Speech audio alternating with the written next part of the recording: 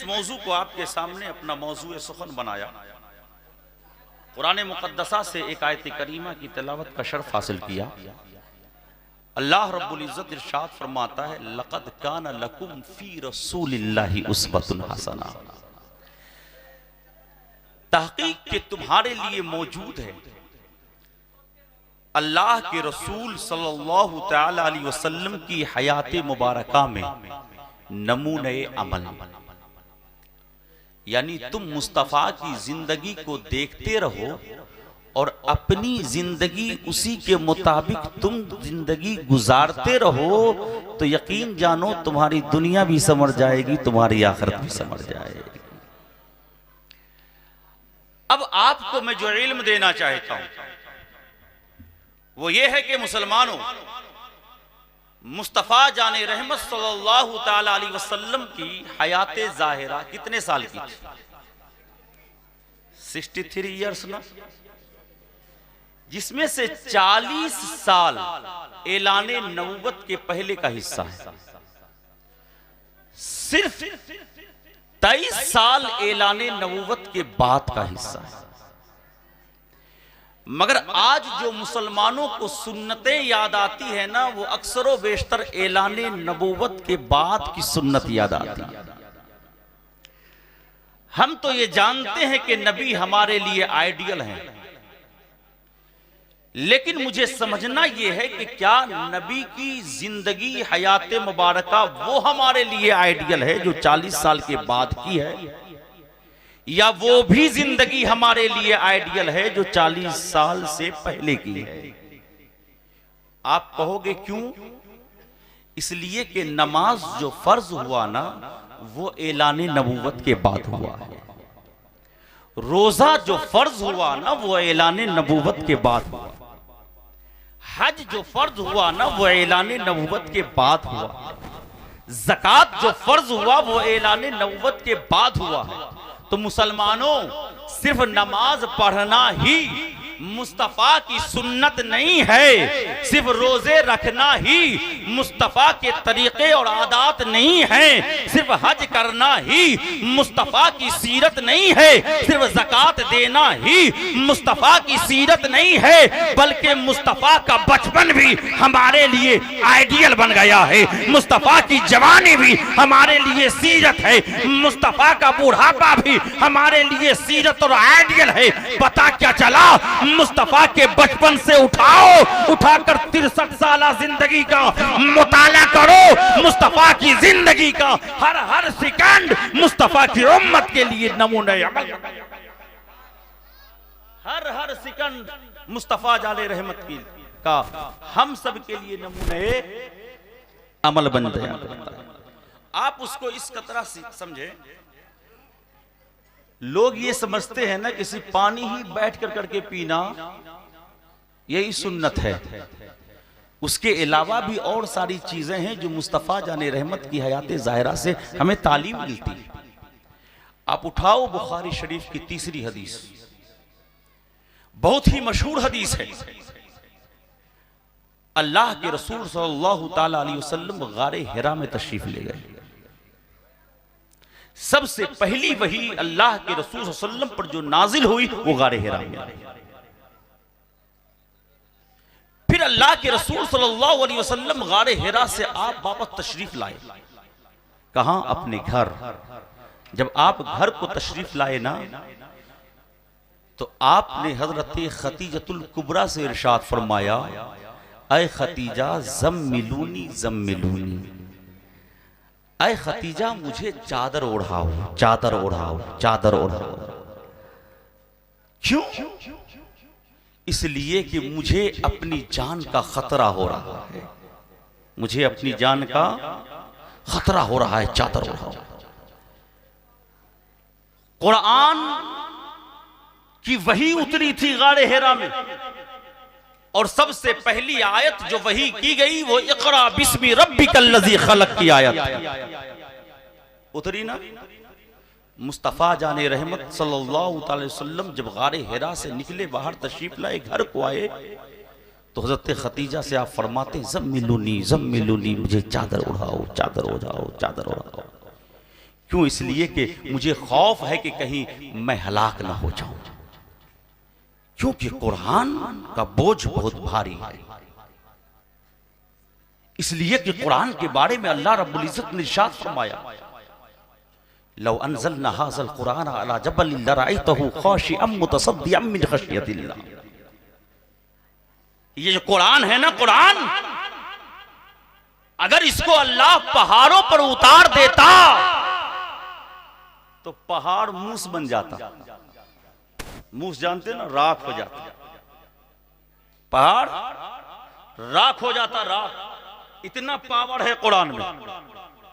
अल्लाह इरशाद फरमाता, लौ अनज़लना हाज़ल कुरान अला जबलिन लरअयतहु खाशिअम मुतसद्दिअम मिन खशियतिल्लाह। खौफ इलाही से पहाड़ रेजा रेजा हो जाता। ये तो खुदा ने कहा अगर कुरान को उतारा जाता। अल्लाह की सिफत अभी दो को लो, एक है अल्लाह की सिफत कलाम, और वो कलाम क्या है? कुरान। कलाम जो बातचीत करते हैं ना हम लोग, आप जो बातचीत करते हैं सो गोलपो कहते हैं ना बातचीत। कलाम खुदा का नाम कुरान है, ये खुदा की सिफत है।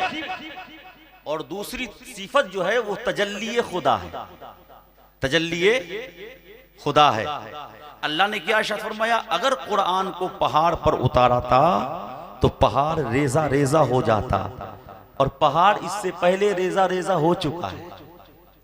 जानते हो कब? हजरत मूसा अला नबीना कुहे तूर पर जाया करते थे, रब से कलाम करते थे, रब से कलाम करते थे, बातें किया करते थे।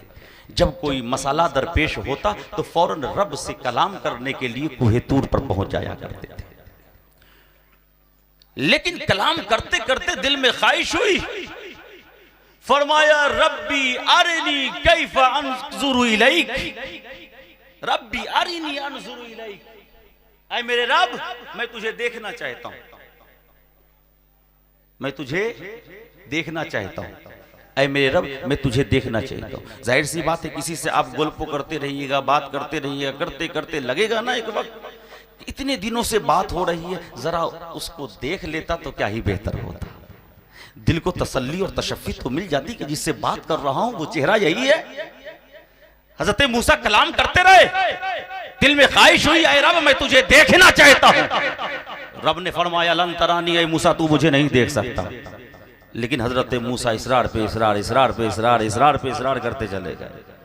रब ने कहा, ऐ मूसा ठीक है, जब तू देखना चाहता है तो सुन, मैं अपनी तजल्ली का कुछ हिस्सा ना इस पहाड़ पर उतारता हूं।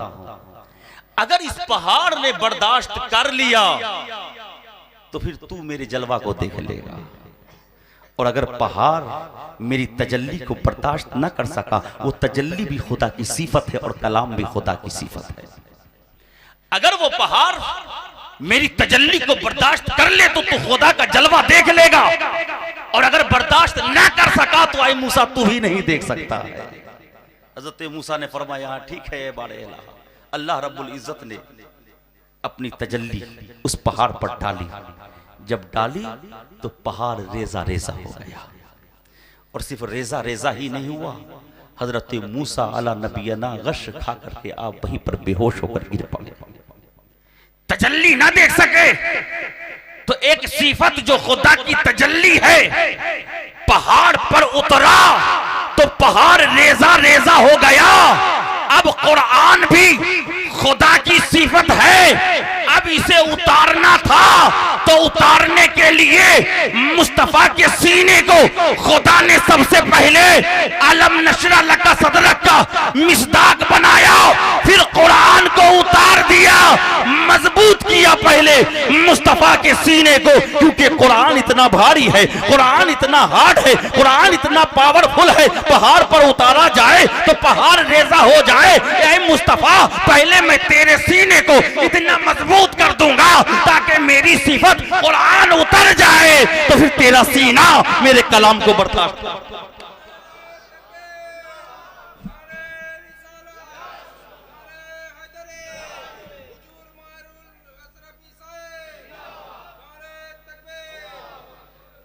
है ना? तो आए थे, ऐ खदीजा चादर उड़ाओ, चादर उड़ाओ। अभी तो इक़रा बिस्मि रब्बिकल लज़ी खलक कि वही ही तो नाजिल हुई था ना, जिसमें अथर कांप उठा था। क्यों? इसलिए कि ये कुरान जो है ना बहुत पावरफुल किताब है। तो अल्लाह रब्बुल इज्जत ने अपने महबूब के सीने को अपने फजल करम से पहले मजबूत किया, और इतना मजबूत किया कि उसे पहाड़ों से भी ज्यादा मजबूत कर दिया। और जब पहाड़ों से ज्यादा मजबूत किया तो फिर अल्लाह ने अपने इस सिफते कलाम यानी कुरान को मुस्तफा के सीने पर उतारा। अब जब मुस्तफा के पास कुरान आया तो मुस्तफा ने अपनी उम्मतियों को इतना आसान बना करके दिया कि मुस्तफा का उम्मती का बच्चा बच्चा अपने सीने में कुरान करीम को याद करके रखे।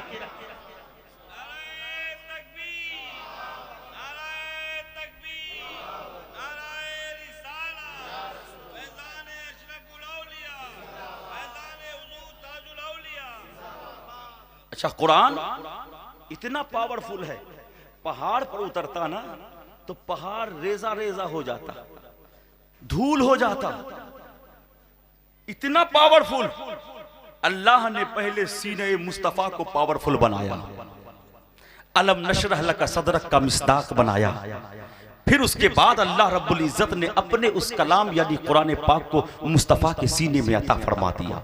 फिर उस मुस्तफा का फजल और करम देखो, सदका और इनायत देखो। उस मुस्तफा ने अपनी उम्मत को जब कुरान दिया है तो इतना आसान बना करके दिया है कि मुस्तफा के उम्मत का बच्चा बच्चा उस सिफते खुदा को यानी कुरान मजीद को अपने सीनों में रख लिया। आज जो देख रहे हो ना पगड़ी जिनके सरों पर सजी हुई है, सर पे तो सफेद पगड़ियां नजर आ रही हैं, मगर हकीकत यह है कि सीने में सिफत इलाही को लिए बैठे। सर पे सफेद पगड़ियां हैं मगर सीने में सिफत इलाही को लिए हुए हैं, जो मुस्तफा के सदके से आसान होकर करके इनके सीनों तक आ गई।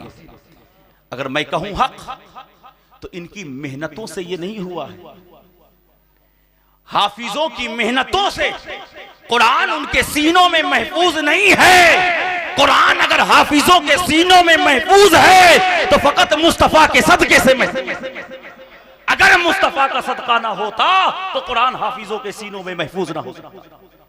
अगर हाफिजों के सीनों में कुरान महफूज है तो वह फकत मुस्तफा का सदका है। तजल्ली हजरत मूसा अला नबीना, जब आपको होश आया ना तो आप अपने मानने वाले से फरमाते हैं, अपने मानने वाले से कि सुनो, जब तजल्ली अल्लाह ने पहाड़ पर डाली ना तो उसकी चमक मेरी आंखों में आई, जिसकी वजह से मैं ताब ना ला सका और मैं बेहोश होकर के गिर पड़ा।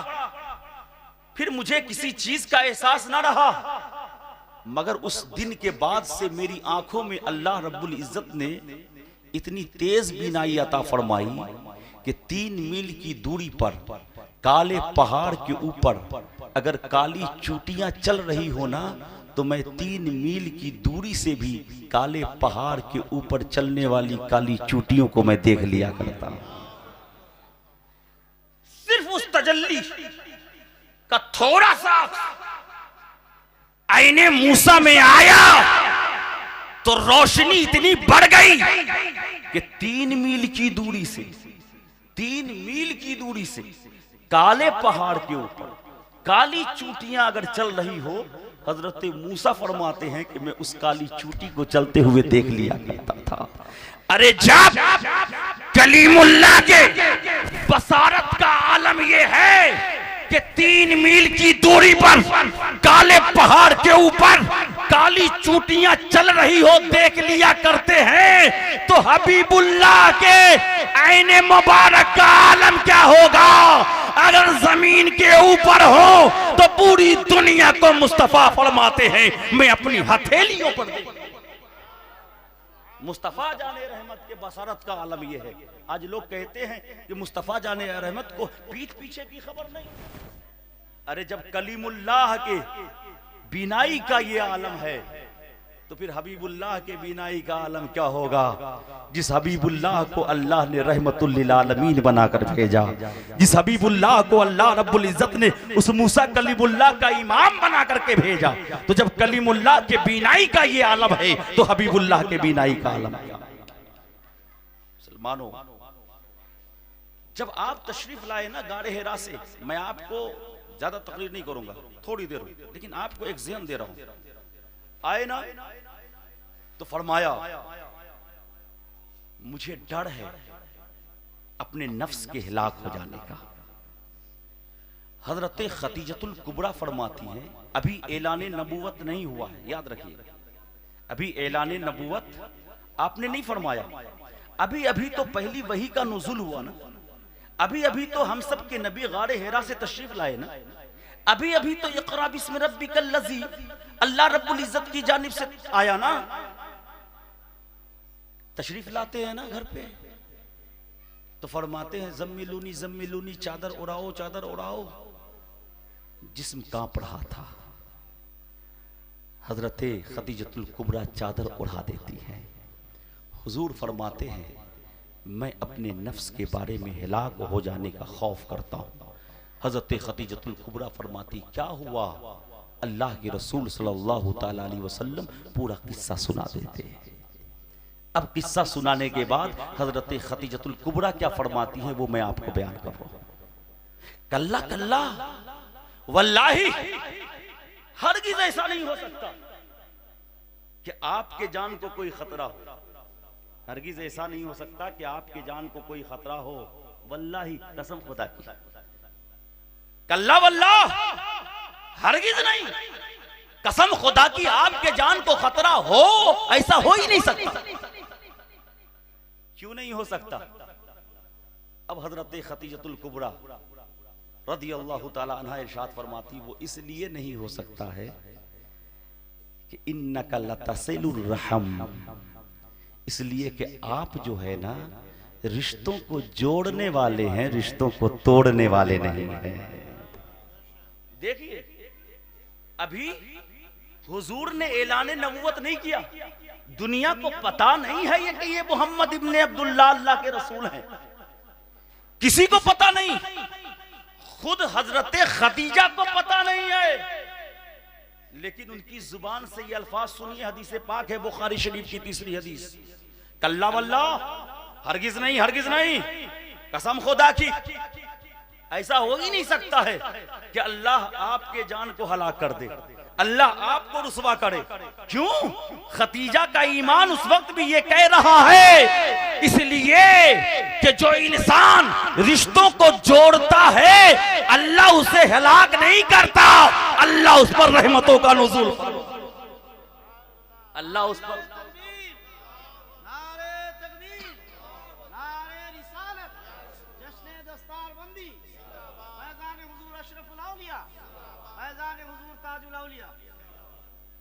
लेकिन हम तो रिश्तों को तोड़ते हैं ना, हम तो रिश्तों को तोड़ते हैं। आज भाइयों को भाइयों से नहीं बन रहा, जरा देखो आप अपना माहौल उठाकर देखो, मुआशरा उठाकर देखो, आज एक भाई दूसरे भाई से नहीं बन रहा, एक भाई का बहन से नहीं बन रहा, बाप बेटे में बनाव नहीं है, चचा भतीजे में बनाव नहीं, दादा पोते में बनाव नहीं, ये खून का रिश्ता है, खून पड़ोसी तो दूर की बात, पड़ोसियों तो हर दिन लड़ाई होती है, कहां बन रहा है? तो सिर्फ ये मत सोचो कि नमाज ही असल है, ये मत सोचना कि रोजा ही असल है, ये मत सोचना कि हज ही असल है। कुछ लोग तो ऐसे हैं कि मस्जिद में अल्लाह अल्लाह और मस्जिद से बाहर निकले तो बिस्मिल्लाह, है ना, मस्जिद में जाएंगे तो अल्लाह अल्लाह अल्लाह अल्लाह, इतना अल्लाह अल्लाह करेंगे लगेगा इसके जैसा कोई दूसरा और कोई मुत्तकी है ही नहीं, और मस्जिद के बाहर निकलेंगे तो फिर दूसरे की बुराई करना शुरू कर देंगे, होता है ना, दूसरे की चुगलियां करेंगे, गीबत करते हुए नजर आए। सिर्फ ये ईमान नहीं है, ईमान ये है खतीजतुल कुबरा ने मुस्तफा के मानने वालों को ये दर्स दे दिया कि सुनो अल्लाह मुस्तफा के उस उम्मती को भी रुसवा कभी नहीं करेगा जो रिश्तों को जोड़ता नजर आ रहा हो। अरे रुसवा तो वो होता है जो रिश्तों को तोड़ रहा है ना। तो रिश्तों को जोड़ो, क्योंकि जब रिश्तों को जोड़ेंगे तो अल्लाह की रहमतें होंगी, और रिश्तों को तोड़ोगे तो अल्लाह की रहमतें आप तक नहीं आ पाएंगी। एक सिफत। दूसरी सिफत उसी खतीजतुल कुबरा ने इरशाद फरमाया, दूसरी सिफत यह है कि आप जब बोलते हैं ना तो हमेशा सच बोला करते हैं, हमेशा सच बोला करते। एक तरफ नमाज पढ़ रहे हैं, दूसरी तरफ सच नहीं बोलते, मिठा गुथा बोलते है ना, झूठ बोलते हैं ना। मस्जिद के अंदर अल्लाह अल्लाह, मस्जिद के बाहर फिर बिस्मिल्लाह, फिर उसे तमीज ही नहीं है कि सच बोलना है या झूठ बोलना है। ये मुकम्मल ईमान नहीं है। पढ़ो उस हदीस को। खतीजतुल कुबरा इरशाद फरमाती है अल्लाह आपको रुसवा नहीं करेगा। क्यों? इसलिए कि आप कभी झूठ नहीं बोलते, आप जब भी बोलते हैं हमेशा सच बोला करते हैं। तो पता क्या चला, हजरत खतीजतुल कुबरा मुस्तफा की उम्मती को यह दर्स दे रही हैं कि ऐ मुस्तफा के उम्मतियों सुनो, झूठ बोलना ये रहमते इलाही को अपने से दूर करना है, सच बोलना रहमते इलाही को अपनी तरफ बुलाना हुआ।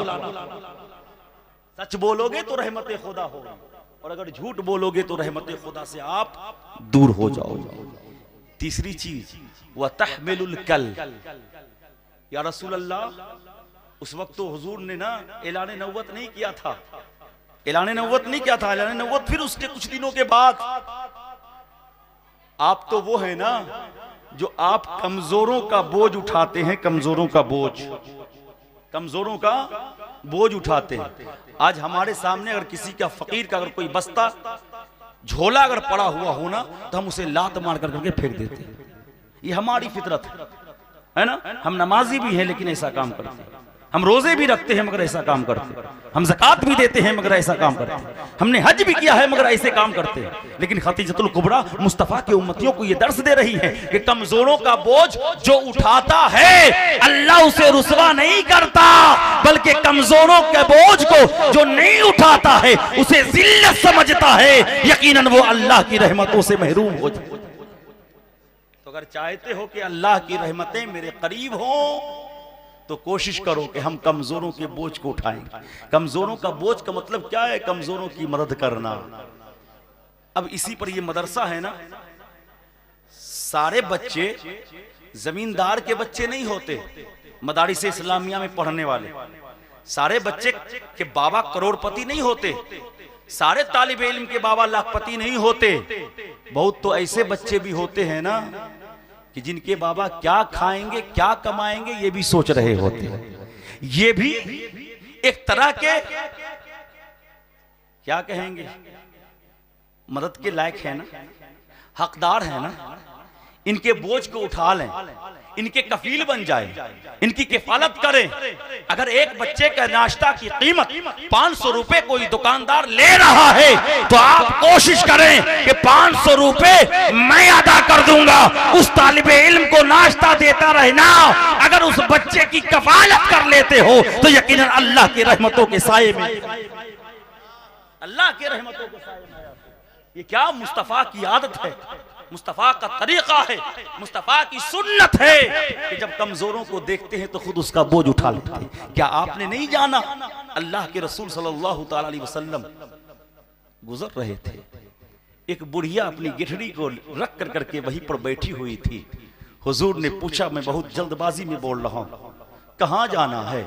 उस बुढ़िया ने कहा कि मुझे इस शहर को छोड़ करके कहीं और जाना है, उस इलाके में जाना है। मुस्तफा जाने रहमत ने फरमाया, ए बूढ़ी माँ, लाओ तुम्हारे इस बोझ को मैं खुद उठाकर तुम्हारे घर तक पहुंचा दूं। मुस्तफा ने उस बुढ़िया की गिठड़ी को उठाया, उठाकर उस बुढ़िया को छोड़ आया।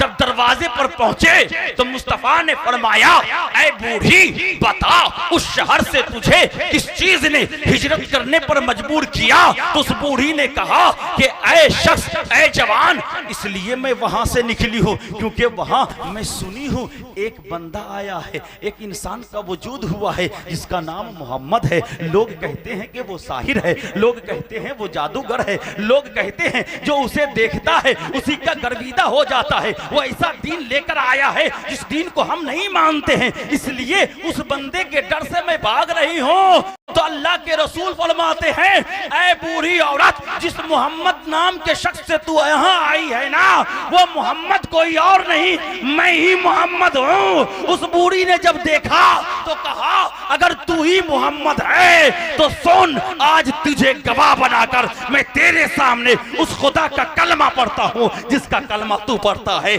मैं भी पढ़ती हूँ, ला इलाहा इल्लल्लाहु मुहम्मदुर रसूलुल्लाह। ये थे हमारे नबी, ये थे हमारे नबी। जब बूढ़ी को देखा तो उसके बोझ को अपने सर पे उठा लिया, है ना। और जब आसमानी और जमीनी मुसीबतें आती ना तो खुद अल्लाह के रसूल सल्लल्लाहु अलैहि वसल्लम उसकी मदद के लिए आ जाया करते थे।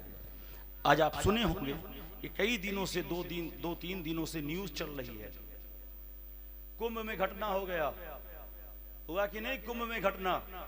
वहां की सरकार छुपा रही है कि कितना डेट हुआ, कुछ तो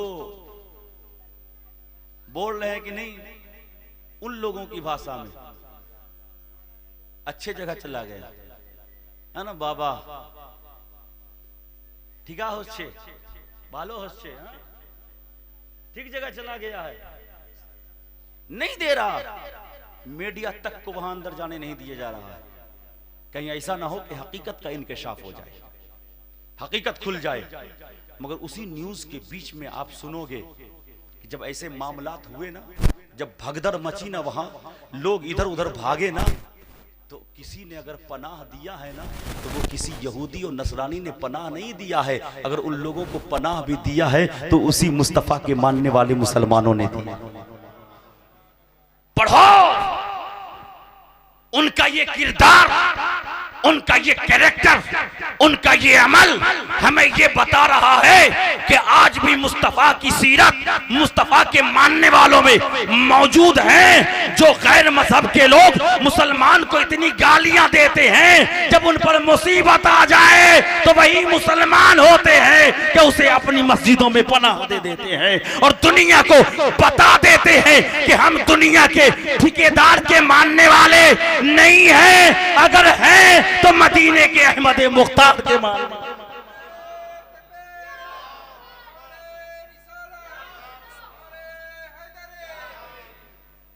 हम दुनिया के किसी ठेकेदार के मानने वाले नहीं आए। तुम जितना जुल्म करना है करते चले जाओ, जितना सितम करना है करते चले जाओ। हम तो उस मोहम्मद अरबी के गुलाम हैं जो अपने तो अपने, अगर गैर भी उस मोहम्मद अरबी के सामने आ जाए तो गले से लगा लिया। उस मोहम्मद अरबी के हम मानने वाले हैं। तो इस्लाम कभी नफरत नहीं सिखाता है, इस्लाम अगर सिखाता है तो वो मोहब्बत सिखाया करता है। तो आप देखिए क्या बेहतरीन है। मुस्तफ़ा जाने रहमत सल्लल्लाहु अलैहि वसल्लम जब घर तशरीफ लाए तो हज़रत खदीजतुल कुबरा क्या फरमाती हैं, ऐ मोहम्मद इब्ने अब्दुल्लाह, अल्लाह आपको रुस्वा नहीं करेगा। क्यों आपको रुस्वा नहीं करेगा? उसकी वजह यह है कि आप रिश्तों को जोड़ते हैं, रिश्तों को तोड़ते नहीं हैं। दूसरी वजह यह है कि जब आप बोलते हैं तो हमेशा सच बोलते हैं। तीसरी वजह यह है कि जब आप किसी गरीब, किसी मजलूम को देखते हैं तो उसकी मदद किया करते हैं। चौथी वजह यह है कि जब आसमान और जमीन की कोई मुसीबतें इंसानियत पे आ जाती है तो आप उसकी मदद के लिए फौरन पहुंच जाया करते हैं। तो ये आपकी वो सीरत है जिस सीरत की बुनियाद पर अल्लाह आपको कभी रुस्वा नहीं करेगा, कभी आपको हलाकत में नहीं डालेगा, क्योंकि ये सीरत वो सीरत है कि जिसके अंदर बस जाता है वही अल्लाह का महबूब बन जाता है ना। तो इन चीजों को अपनाइए, ठीक है। ऐसा नहीं कि नमाज पढ़िए, एक तरफ हाजी बने हुए दूसरी तरफ जमीन को लूट रहे हैं। होता है कि नहीं होता? हाँ, एक तरफ हाजी भी हैं दूसरी तरफ जमीन को भी, भाई की जमीन को दाब रहे हैं। क्यों हाजी? कैसे हाजी कि एक तरफ तुम हाजी भी कहलाते हो, दूसरी तरफ अपने भाइयों की जमीन को भी हड़पते हो? ये हज हज नहीं होता है। इसका मतलब है कि तुम सिर्फ हाजी साहब कहलाने के लिए तुमने हज किया है। मुसलमानों, नमाज पढ़ो, नमाज नमाज। नमाज सारी इबादतों में सबसे अहम इबादत है, अफजल इबादत। अगर अज़कार में सबसे बेहतरीन जिक्र अगर किसी को कहा गया है तो वो नमाज है। एक मिसाल मैं बताता हूं। हर इंसान कहता है ना कि मैं परेशान हूं, परेशान हूं, परेशान हूं। कभी आप मदरसे पहुंच जाते होंगे, मुफ्ती मोमिनुल साहब आप दुआ कर दीजिए, बहुत दिनों से परेशान हूं। हाफिज साहब आप दुआ कीजिए, बहुत दिनों से परेशान। मैं एक तावीज देकर जा रहा हूं। वाकईतन आपको किसी से बोलने की जरूरत नहीं है कि मेरे हक में आप दुआ कर दीजिए। अगर आपका नेचर और आपका कैरेक्टर, अगर आपका अखलाक, तौर तरीका और तमद्दुन अगर आपका सही है ना, तो फिर आपको किसी से कहने की जरूरत नहीं है। आप अपनी जुबान से रब से मांगते चले जाइएगा, अल्लाह आपकी हर ख्वाहिशों को पूरा करता चला जाएगा। इनाम है ना, इनाम। कॉलेजेस में अभी एग्जाम का टाइम है, +2 का एग्जाम होने वाला है। किसमें? फरवरी महीने में, फरवरी से। डेट अलग अलग है स्टेट के हिसाब से। सपोज कीजिए किसी कॉलेज, किसी यूनिवर्सिटीज का कोई स्टूडेंट स्टूड कर गया, वहां के टीचर्स ने मिल करके ना एक महफिल सजाई कि इस कॉलेज और यूनिवर्सिटी में जो स्टूड किया है ना, उसे टीचर्स ने ये मशवरा कर लिया कि हम सब मिल करके उसे एक इनाम देंगे, स्टूड होने की बुनियाद, ताकि उस बच्चे का लगन, उस बच्चे की मेहनत में और भी ज्यादा इजाफा हो जाए। आज 92 है तो कल 95% आ जाए। अब महफिल सजाई, महफिल सजाने के बाद ना टीचर ने उस बच्चे को इनाम दे दिया। इनाम जब दिया ना तो उस बच्चे ने उस इनाम को लेकर करके ना उसे फेंक दिया। तो अब बताइए कि क्या टीचर उससे राजी होगा? क्या कोई उस्ताद उससे खुश होगा? कोई उस्ताद उससे खुश नहीं होगा ना, कोई उस्ताद उससे खुश नहीं होगा। क्यों नहीं होगा खुश? इसलिए कि मैंने जिसे तोहफा दिया था ना, उसने मेरे तोहफे की कद्र और इज्जत नहीं की है। कितने प्यार से मैंने तोहफा दिया था, कितना सम्मान से मैंने तोहफा दिया था, कितना मैं अजीम उसको मर्तबा दुनिया वालों को, स्टूडेंट्स को दिखा करके दिया था। ये बच्चा बहुत मेहनती है, दुनिया वालों देखो कि उस्ताद भी इससे बहुत बेपनाह मोहब्बत करता है। मगर उसने उस तोहफे की कदर ना की, उसने उस्ताद के सामने ही में तोड़ दिया, उस्ताद के सामने ही में उसने फेंक दिया। कोई स्टाफ उससे राजी नहीं होगा, कोई उस्ताद उससे खुश नहीं होगा। तो मुसलमानों याद करो, बस अभी अभी जो कुछ दिन पहले महीना गुजरा ना, जिसे रजब का महीना कहा जाता है, उस रजब की 27वीं की रात को अल्लाह ने अपने महबूब के सदके व तुफैल में अपने महबूब की उम्मतियों को एक तोहफा अता फरमाया था। और उस तोहफा का नाम जानते हो क्या है? नमाज। उस तोहफा का नाम क्या है? नमाज। तो देखो, मनुष्य होकर मनुष्य के सामने उसके दिए हुए तोहफे की अगर इज्जत और कद्र ना करे तो हम गुस्सा हो जाएं। इंसान अगर इंसान के दिए हुए तोहफे की कद्र ना करे तो इंसान गुस्सा हो जाए। मुसलमानों, नमाज ये इंसान की तरफ से मिला हुआ तोहफा नहीं है, ये शबे मेराज को मुस्तफा के वसीले से मुस्तफा की उम्मत को अल्लाह ने तोहफा दिया है। अगर पढ़ोगे तो रब राजी होगा, छोड़ दोगे तो रब नाराज होगा। अब ये आप पढ़े कि रब को नाराज रखना चाहते हो या रब को राजी रखना चाहते हो? अगर रब को राजी रखना चाहते हो तो नमाज पढ़ो। अगर मनुष्य गुस्सा हो जाए तो विदाउट प्रॉब्लम, नो प्रॉब्लम। कोई टेंशन है क्या? तुम गुस्सा हो गए, क्या टेंशन है? तुम्हारी वजह से ना हमारी जहन्नम है ना हमारी जन्नत है। लेकिन अगर खुदा नाराज हो जाए तो फिर तो हमारी दुनिया भी खराब है, हमारी कब्र भी खराब, हमारी आखिरत भी खराब है। तो ये नमाज मुस्तफ़ा के वसीले से हमें तोहफा मिला है, और जब तोहफा मिला है तो हम पढ़ेंगे ना, तो जो रब जिसने हमें तोहफा दिया ना वो रब राजी हो जाता है, और नहीं पढ़ोगे तो रब नाराज हो जाता है। तो फिर मैं कहूं, फिर पीर साहब से एक ताबीज क्या, पूरे पीर साहब को भी गले में लटका के घूमोगे ना, एक भी दुआ को बोल नहीं। ताबीज कितनों ही ताबीज ले लो, ताबीज तो छोड़ो, पूरे पीर साहब को गले में लटका लटका के घूमते रहो, फिर भी मनोकामना पूरी नहीं होगी जब तक कि तुम्हारी नीयत ये ना हो कि मैं सबसे पहले अल्लाह और उसके रसूल को राजी कर लूंगा। क्योंकि अल्लाह और उसके रसूल को जो राजी कर लेता है उसे पीर से कहने की जरूरत नहीं पड़ती कि मेरे लिए दुआएं करो। जब बंदा नमाज पढ़कर अपने हाथों को रब के हुजूर में उठाता है, जुबान से दुआ बाद में करता है, दिल में जो मुरादें होती है रब उसे पूरा पहले कर देता। पहले खुद को तो बदलो ना, अगर खुद को बदल लोगे दिल साफ हो जाएगा तो जुबान साफ हो जाएगा, और अगर जुबान साफ और पाक हो जाए ना तो जुबान से जो रब से मांगोगे ना अल्लाह मुकम्मल पूरा अता फरमाएगा। और जानते हो कितने बेहतरीन उम्मत है हमने, कितने बेहतरीन उम्मत है, जिस उम्मत की तारीफ खुद खुदा ने कलामे मजीद में की, कुंतुम खैर उम्मतिन उखरिजत लिन्नास। आप सब ना बेहतरीन उम्मत हो, बेहतरीन उम्मत।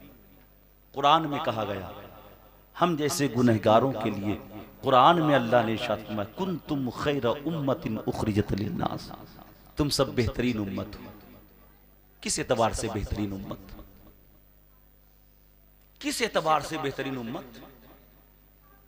क्या जुल्म करने वाला बेहतरीन उम्मत हो सकता है? क्या गीबत करने वाला बेहतरीन उम्मत हो सकता है? अरे अगर आप गुज़श्ता अंबिया इकराम वल मुरसलीन और उनके अक़वाम के बारे में जब आप पढ़ोगे तो आपको ये लगेगा, आपके दिल में ये आएगा कि नहीं, मुझसे तो बेहतर वही कौम थी। कैसे बताऊं? कभी आपने मन्ना सलवा खाया? जन्नती खाना नहीं खाया, लेकिन जमीन पर एक कौम है कि जिसके पास अल्लाह रब्बुल इज्जत ने जन्नत से खाना भेजता था, और वो कौम कौम बनी इसराइल है। हमसे पहले एक कौम थी, जन्नत से खाना अल्लाह भेजता था, जिसे मन्ना और सलवा कहा जाता है। तो लगेगा नहीं, अरे आज तक नहीं सुने हैं कि मुस्तफा की उम्मत में से किसी के पास जन्नत का खाना आया? आया नहीं आया ना, तो फिर गुमान होगा ना, फिर हम कैसे बेहतर हो सकते हैं? हमसे तो बेहतर वो कौम थी ना जिसके पास जन्नत से खुदा ने दुनिया में खाना भेजा था।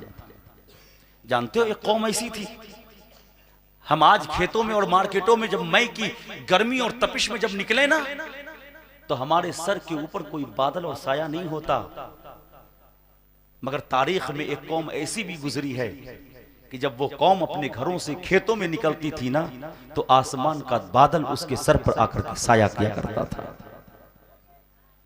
ऐसी कौम गुजरी है।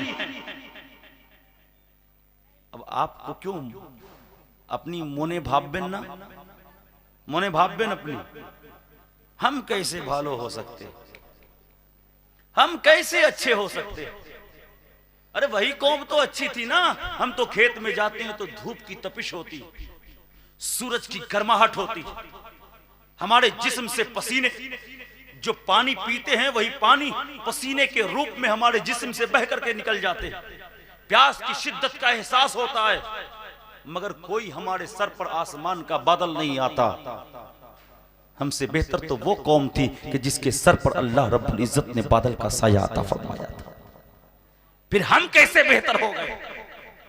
मुसलमानों, अब मैं बताता हूं, ये जो अल्लाह की नेमतें उन कौमों पर हुई थी ना, उस नेमत को बड़ा मत समझो आप, इसलिए कि नेमतें वो बड़ा नहीं होते जो नेमत आकर करके चली गई हो, जो नेमत आकर करके चली गई हो वो नेमत बड़ी नहीं होती। जो नेमत आकर के ठहर गई हो और हमेशा रहने वाली हो वही नेमत बड़ी हुआ। बनी इस्राइल पर अल्लाह ने जन्नती खाने भेजे, चंद दिनों तक फिर बंद हो गए। नेमतें आई, खत्म। बादल का साया एक वक्त में था, लेकिन फिर वो नेमतें अल्लाह रब्बुल इज्जत ने उठा ली, वो नेमतें बाकी नहीं रही। तो कौन सी नेमत है जो हमेशा हमेशा के लिए बाकी है? तो मुसलमानों आओ पूछते हैं मुस्तफा के बारगाह से। मुस्तफा करीम ने इरशाद फरमाया कि जो नेमतें अल्लाह रब्बुल इज्जत ने मुझे अता फरमाई है वो कयामत तक रहने वाली है, और उस नेमत का नाम कोई और नेमत नहीं है, वो नेमत कुरान मजीद है कि जब मैं आया था अल्लाह ने दिया, जब तक कयामत नहीं आएगी ये कुरान तब तक रहता। ये कुरान नेमत नहीं तो क्या है?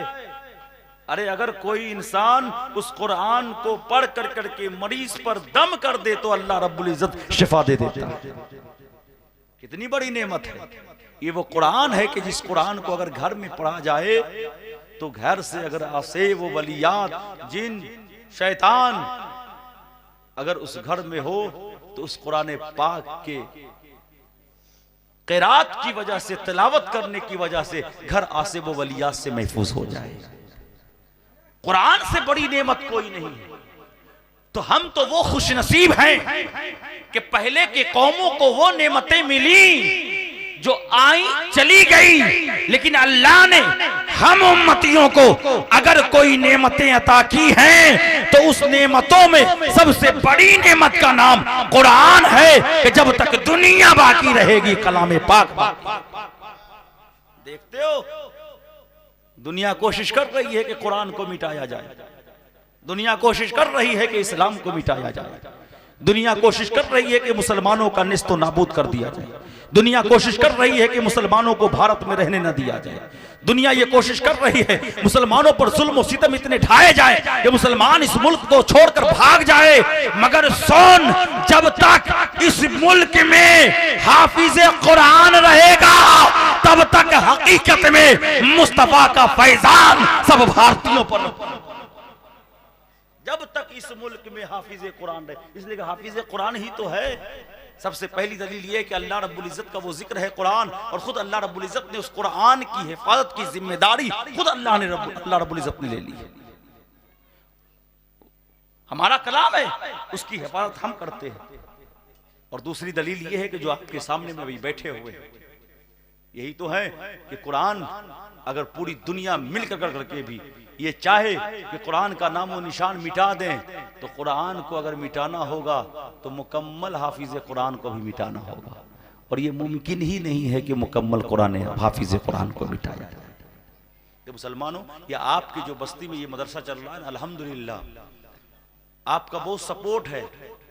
इसकी बुनियाद पर बहुत कम ऐसे मदारिस हैं कि जहां एक एक साल में हर साल 15 बच्चे, 20 बच्चे, 21 बच्चे की दस्तरबंदी हुआ करती हो। आप देख लो उठाकर, उत्तर दिनाजपुर में मैं बहुत जलसे करता हूं, बहुत कम ऐसा देखता हूं कहीं 2 बच्चे हैं, कहीं 3 बच्चे हैं, कहीं 4 बच्चे हैं, कहीं 5 बच्चे हैं। लेकिन अल्हम्दुलिल्लाह ये आप सब, खा वो कमेटी के आदमी, खा इस मदरसे के असातिज़े किराम, खा इस मोहल्ले और इस बस्ती के सारे लोग, मैं तो कहता हूं वो तमाम लोग जिन लोगों का भी इस मदरसे में 1 रुपया लगा है ना, वो सब खुश नसीब हैं। वो इस बुनियाद पर कि अल्लाह की नेमतों को उरूज देने में अपने मेहनत और लगन को इस मदरसे के लिए वक्फ कर रहे हैं, और करते रहिए। इंशाअल्लाह इसका जज़ा अल्लाह रब्बुल इज्जत आपको बेहतर अता फरमाएगा। तो नमाज शब बरात में मिली ना, बस 10 मिनट के अंदर खत्म। मैं जानता हूं ये वक्त भी सुनने का नहीं है। शबे मेराज, जिब्रील अमीन को जानते ना? कौन नहीं जानता? सिर्फ हमारे नबी ही के पास वही लेकर के आते और जाते नहीं थे। पहले के अंबिया किराम और रसूल इज़ाम के पास भी आपका आना जाना होता था। अल्लाह का पैगाम रसूलों तक लेकर के आते थे, और रसूलों का अगर कोई पैगाम हो तो वो अल्लाह की बारगाह तक ले जाते थे। लेकिन जिब्रील अमीन का ये तरीका था कि जब रसूल की बारगाह से जब खुदा की बारगाह की तरफ कूच करते ना, तो पूछते, ऐ अल्लाह के रसूल, ऐ अल्लाह के नबी, अगर आपकी तरफ से कोई पैगाम हो तो आप हमें बताएं, ताकि मैं आपका पैगाम खुदा के हुजूर तक पहुंचा दूं। है ना? जिब्रील अमीन पूछते थे, ऐ अल्लाह के रसूल, अगर आपकी तरफ से कोई पैगाम हो, आपकी तरफ से कोई हो, कोई कुछ कहना हो बारगाह खुदाबंदी में, तो आप मुझसे अर्ज करें, मैं अल्लाह के हुजूर तक आपके पैगाम को मैं पहुंचा दूंगा। मगर सुनो, जब सिदरतुल मुंतहा पर जब जिब्रील अमीन रुके ना, तो अब मुस्तफ़ा फरमाते हैं, ऐ जिब्रील, अब तक तो तुम पूछा करते थे ना, आज मैं तुझसे पूछता हूं कि अगर तेरा कोई पैगाम हो तो तू मुझे बता दे, मैं तेरा पैगाम खुदा के हुजूर तक पहुंचा दूं। अब तक तू रसूलों से पूछता था, लेकिन आज जब सिदरा पर पहुंचा तो सिदरा से आगे तू जा नहीं रहा। क्यों? इसलिए कि तूने ही माजरत चाह ली कि अगर बढ़ेंगे पग मेरे तो जल पड़ेंगे पर मेरे। अरे नबी जी आगे बढ़ पड़े, वो सिदरा से निकल पड़े, जमी पुकारती चली नबी नबी नबी नबी। अगर तेरा कोई पैगाम हो तो क्या, मैं अल्लाह के हुजूर तक पहुंचा दूंगा, क्योंकि आज की रात वो रात है कि जिस रात को अल्लाह खुद हमें अपना दीदार कराने बुला रहा है। तो हज़रत जिब्रील अमीन ने फरमाया, ऐ अल्लाह के रसूल, मेरी कोई ख्वाहिश नहीं है, मेरी कोई तमन्ना नहीं है। सुनो, जिब्रील अमीन भी हम जैसे गुनहगारों से कितना प्यार करते हैं, आप जैसे लोगों से कितना प्यार करते हैं, मुस्तफ़ा की उम्मती से कितना प्यार करते हैं। जिब्रील अमीन ने फरमाया, ऐ अल्लाह के रसूल, मेरी कोई ख्वाहिश नहीं है, अपनी तमन्ना नहीं है, सिर्फ एक ही ख्वाहिश है अल्लाह के रसूल, जब आप जा रहे हैं ना, तो अल्लाह के हुजूर में आप सिर्फ इतना फरमा दें कि जिब्रील, जब कल हश्र के मैदान में मोहम्मद अरबी की उम्मत जब पुलसिरात से गुजर रही हो ना, तो अल्लाह से आप इजाजत तलब कर लें कि अल्लाह मुझे इजाजत दे दे कि जब मुस्तफ़ा की उम्मती पुलसिरात से गुजर रही हो तो जिब्रील अपने पर को पुलसिरात पर बिछाए रखे। जिब्रील अपने पर को पुलसिरात पर बिछाए रखें, ताकि मुस्तफ़ा की उम्मती आसानी से गुजर जाए। जिब्रील की मोहब्बत आपसे कितनी है, मेरी ख्वाहिश नहीं है, मेरी तमन्ना नहीं है। हुजूर, अब आप जा ही रहे हैं और आपने पूछ ही लिया है, तो अल्लाह रब्बुल इज़्ज़त की बारगाह में सिर्फ इजाज़त तलब कर लेंगे कि जब आपकी उम्मत कल हश्र के मैदान में पुलसिरात के ऊपर से गुजर रही होगी, तो अल्लाह मुझे इजाज़त दे दे कि मैं उस पुलसिरात पर मैं अपने पाँव को बिछा दूं, ताकि आपकी उम्मती पुलसिरात से आसानी से गुजर जाए। जिसको आला हजरत फाजिले बरकत इमाम अहमद रजा खा फाजिले बरेलवी यूं इरशाद फरमाते हैं, पुल से उतार राहे गुजर को खबर न हो, जिब्रील पर बिछाए तो पर। पुल से उतार राहे गुजर को खबर न हो, और जिब्रील पर बिछाए तो पर को खबर न हो। तो मुसलमानों, जिब्रील भी कितना आपसे प्यार करते हैं, लेकिन हम हैं कि जिब्रील अमीन से उतना नहीं प्यार करते कि उस जिब्रील अमीन, जिस जिब्रील अमीन ने अल्लाह से इजाज़त मांगी, क्या मुस्तफ़ा मुझे आपकी उम्मत से इतना प्यार है कि इजाज़त से दिलवा दें कि जब उम्मती गुजर रही होगी तो मैं अपने पर को बिछा दूं, ताकि आपकी उम्मती मेरे पर के ऊपर कदम रखकर पुलसिरात से आगे गुजर जाए। ऐ मुसलमानों, मुस्तफ़ा आपसे कितना मोहब्बत करता है। कुंतुम खैर उम्मतिन उखरिजत लिन्नास। तो मैं कहता हूँ कि हम जो अच्छे हैं ना, वो अपने अमल की वजह से नहीं है कि हम नमाज पढ़ते हैं तो अच्छे हो गए, नहीं, दूसरा और भी हमारा कैरेक्टर है। हम रोज़े रखते हैं तो हम अच्छे हो गए, नहीं, हमने हज कर लिया तो हम अच्छे हो गए, नहीं। मुसलमानों, नमाज पर ज़्यादा इतराओ नहीं, रोज़ों पर ज़्यादा मत इतराओ, हज पर ज़्यादा मत इतराओ, ज़कात देते हो, दान खैरात सदकात करते हो, उस पर मत इतराओ। अगर तुम्हें फ़ख्र करना है ना, तो मुस्तफ़ा की मोहब्बत पर फ़ख्र करो, इसलिए कि नमाजें तो बहुत ऐसी हमने देखा कि जिसके चेहरे पर कल हश्र के मैदान में मार दी जाएंगी, और मार दी गई भी 6 करोड़ बरस तक। इब्लीस ने जो पहले फरिश्तों का सरदार था, इतना सजदा था उसके पास कि अगर उसके सजदे को जमीन पर फैलाई जाती तो रुए जमीन में एक राय के दाने रखने के बराबर भी जगह नहीं बचती जहां जहां उसने सजदे न किए हों। मगर उसके दिल में नबी की मोहब्बत नहीं थी। मोहब्बत नबी के ना होने की वजह से उसके 6 करोड़ बरस के सजदे उसके चेहरे पर मार दिए गए। तुम्हारी तो उम्र 60 साल है, तुम्हारी तो उम्र 50 साल है, 70 साल होती है, बहुत ज्यादा अगर खींच दिया जाए तो सेंचुरी मार लेते हो। ये 100 साल कुछ नहीं है। 6 करोड़ बरस की इबादत जब मुंह पर मारी जा सकती है तो 100 साल में 25-30 साल निकाल दो। 60 साल की इबादत क्या है? कुछ नहीं है। इस पे मत इतराओ। अगर तुम्हें इतराना है, अगर तुम्हें फख्र करना है तो मुस्तफा की मोहब्बत पर करो, इसलिए कि अमल जन्नत में नहीं ले जा सकती है। अगर जन्नत में ले जा सकती है तो मुस्तफा की मोहब्बत ले जा सकती है। जन्नत में अमल हम लोग पढ़ते हैं, नमाज पढ़ते हैं, जन्नत के लिए गलत है। दान करो जन्नत में जाओगे, गलत है। रोजा रखो जन्नत में जाओ, गलत है। नहीं, अमल से जन्नत नहीं मिलती। जन्नत हकीकत यह है कि वो खुदा के फजल से मिला करती है। अमल की बुनियाद, हाँ अमल एक वसीला होता है। अमल का बदला जन्नत नहीं होता, अमल वसीला हो सकता है। मगर जन्नत किसी को मिलेगी ना तो वो हकीकत में अल्लाह के फजल से मिलेगी और मुस्तफा के सदके से मिलेगी। इसलिए मोहब्बत रसूल को मजबूती से थामे रखो। नमाज पढ़ो तो दूसरी तरफ चुगली भी मत करो, नमाज पढ़ो दूसरी तरफ गीबत भी मत करो, नमाज पढ़ो तो दूसरी तरफ दूसरों की बुराइयां भी मत करो, नमाज पढ़ो तो दूसरी तरफ दूसरे को जमीन भी मत हड़पो, नमाज पढ़ो तो अपने माँ बाप के एहतराम किया करो, उनकी नाकदरी ना किया करो, नमाज पढ़ो तो अपने बीवी के हुकूक को अदा किया करो, नमाज पढ़ो तो अपने भाइयों से मोहब्बत किया करो, नमाज पढ़ो तो अपने मोहल्ले वालों से मोहब्बत किया करो, ताकि दुनिया वाला आपके बस्ती के लोगों को देखकर कहे कि सुनो ये ऐसे रहते हैं जैसे लगता है एक ही माँ के शिकम से आए हो, और मुस्तफा की तालीम ही यही है, अपने हो या बेगाने मोहब्बत करते रहो, अल्लाह की बारगाह में कबूल होते जाओ। क्योंकि मुस्तफा की आमद ही मोहब्बत के लिए हुई है। मोहब्बत सिखाई है मुस्तफा ने हम उम्मतों को, हम गुनहगारों को। इसलिए मोहब्बत असल है। नफरतों से दूर रखो, नफरत इंसान को जलालत की राह पर ले जाती है। दूसरी चीज, अपने बीवियों के हुकूक को भी पूरा करते रहो, है ना।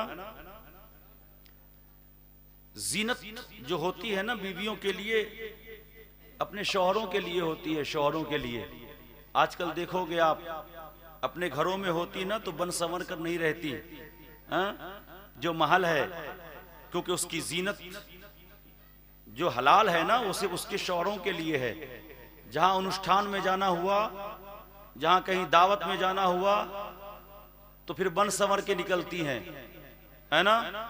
और शौहर अगर बाहर से आ रहा हो ना तो फिर शौहर के लिए बनती संवरती नहीं है।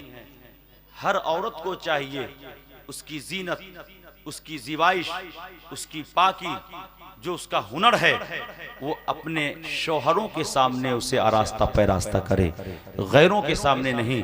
आप देखोगे कि जहां मेला ठेला लगा होता है ना, वहां बन संवर कर नए नए कपड़े, उम्दा उम्दा कपड़े पहन पहन कर करके वहां घूमती हुई नजर आएंगी।